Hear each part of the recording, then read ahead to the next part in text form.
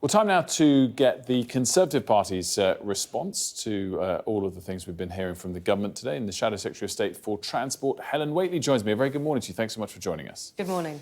So the headline today, of course, is Rachel Reeves's speech. And we spoke to Pat McFadden earlier. And clearly they're going to suggest there's a big black hole. We'll wait to hear the number later in the public finances. What's the Conservatives' response to that? Well, I think we should start with some facts. When Labour took office on the 5th of July, the UK had the fastest growing economy in the G7. Faster than Germany, faster than France, faster than Japan, faster than the US. So that is a good economic starting point against the backdrop of the pressures that we clearly face coming out of the pandemic and the war in Ukraine. The fastest growing economy when they took over on the 5th of July. Inflation right back down to 2%. The deficit halved since we came into government in 2010. And unemployment at a historic low.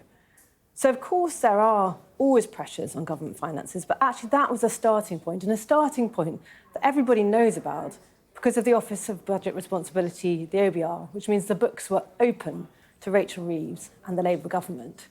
So, actually, I just don't think it's credible what I think we're going to see Rachel Reeves set out this afternoon.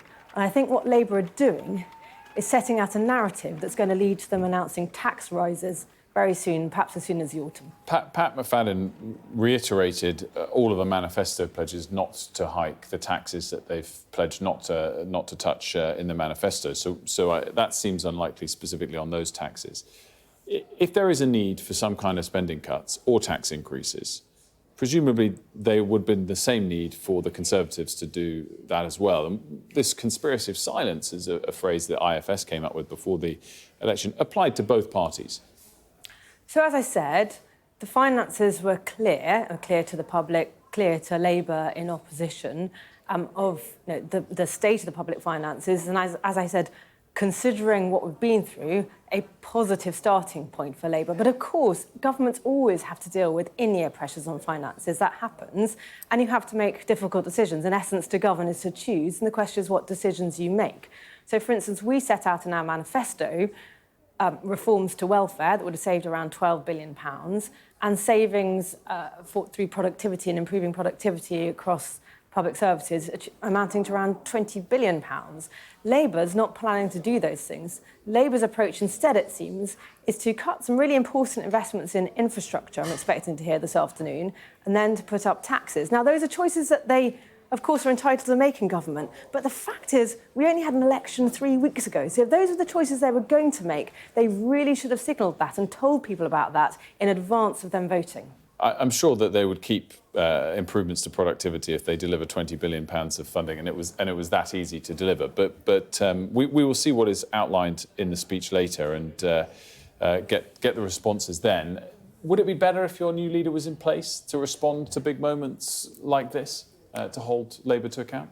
I think Jeremy Hunt, as Shadow Chancellor, will be very well placed to respond and, of course, knows about the details of the public finances from his time as Chancellor just a few weeks ago. On the leadership question, I asked for, and I'm glad to see that we're doing a relatively long leadership process, so actually our candidates can get out there, talk about what their vision is for the country, talk about how they want to solve some of the challenges that we face, seize the opportunities, set out their vision for aspiration, opportunity, and also how, if they have the opportunity to be Prime Minister in future, they would make sure that we really deliver for the British people. What's the sort of number one attribute you're looking for in a leader?